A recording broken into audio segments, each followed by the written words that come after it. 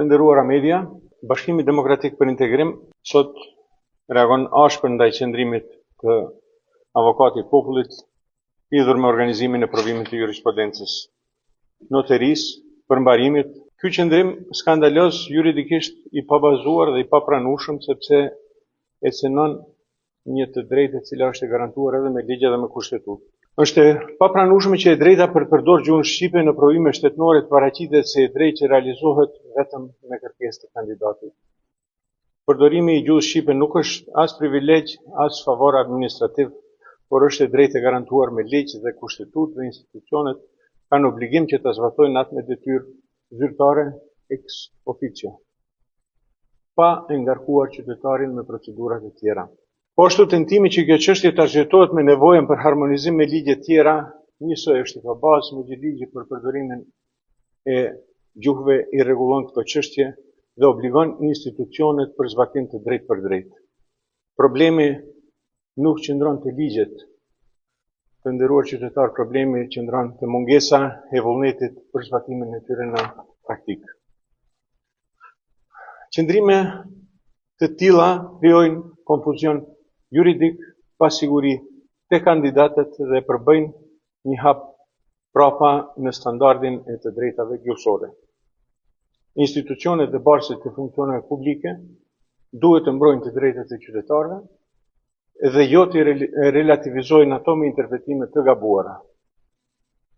E siç po e shohni ditët e fundit edhe vitet e fundit, krerët e shtetit me intencion po e relativizojnë çështjen e statusit të gjuhës shqipe, duke deklaruar se ju mund të flisni shqip, por gjuhë e vetme zyrtare në Republikën e Maqedonisë së Veriut është gjuha maqedonase.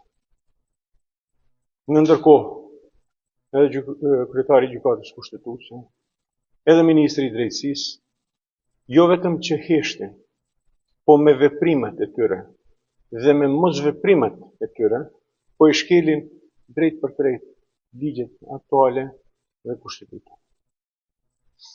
Akoma më skandaloze dhe akoma më vetmohuese janë deklaratat e kryetarit të Kuvendit, i cili thotë se gjuha shqipe është e përkthyer që përbën një mohim flagrant i barazisë kushtetuese.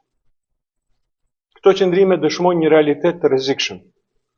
Ligji po njërohet, ndërsa themelet e demokracisë dhe shtetit ligjor po goditen rënd. Kur institucionet që duhet garantojnë rendin kushtetues bëhen pjesë e shkeljes së tij, kjo nuk është vetëm një problem politik, po është cenim i drejtë për drejtë i shtetit. Veprimet antishqiptare nuk janë vetëm papranueshme, ato janë realisht antishtetenore. Me këtë logjik, propozime dhe interpretime të tilla i ngjajnë logjikës së reduktimit, zvoglimit drejtave kolektive që ka ndodhur në kaluarën, kur në vitin 1989 u suprimuan zgjidhjet kushtetuese që buronin nga kushtetuta e vitit 1974, fillimisht në Republikën e Maqedonisë atëhershme, duke u hequr shqiptarëve konceptin shtetformues. E më pas në të njëjtin vit edhe në Kosovë u suprimua autonomia kushtetuese e vitit 1974. Edhe sistemi atëhershëm ka pas përfaqësues shqiptar në qeveri të cilët u rreshtuan në funksion të këtyre politikave të cilët janë antishtetrore, shkurt e shqipe thënë shqiptor, por siç e dim të gjithë veprimet e atëhershme ishin mjaft tragjike për të dy shtetet. Të drejtat e fituara nuk mund të redukohen me interpretime administrative dhe nuk kthehen mbrapa me arsyetime tendencioze.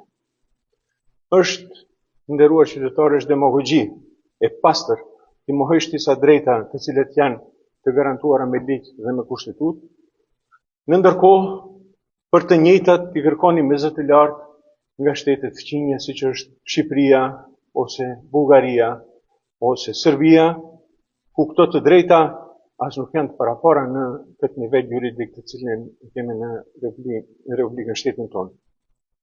Ky standard i dyfish nuk është gjë tjetër veçse një mjegullim i qëllimshëm i të vërtetës.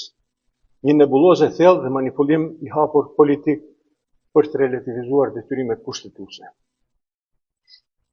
Në këto kohë sfiduese, ku shteti ynë përballet me ndikime të jashtme të shumë thishta, qoftë ndikimin ekonomik nga Kina, qoftë ndikime truese të ndërmjetësuara përmes strukturave dhe politikave serbe, sidomos në çështje të sigurisë dhe marrëdhënieve ndëretnike, si dhe ndikimet aktuale nga lindja e mesme, është detyrë e çdo qytetari të tregojë pjekuri shtetërore dhe përgjegjësi të lartë qytetare.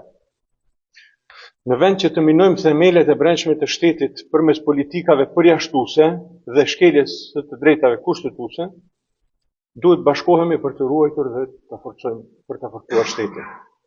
Shteti nuk dobësohet, të nderuar qytetar, të nderuar politikan dhe të nderuar kryeshtetas, nuk dobësohet shteti nga barazia. Përkundrazi, shteti forcohet prej saj. Prandaj çdo veprim që cënon këtë barazi nuk është vetëm i gabuar politikisht, por është i rrezikshëm për vetë qëndrueshmërinë dhe ardhmërinë e shtetit tonë.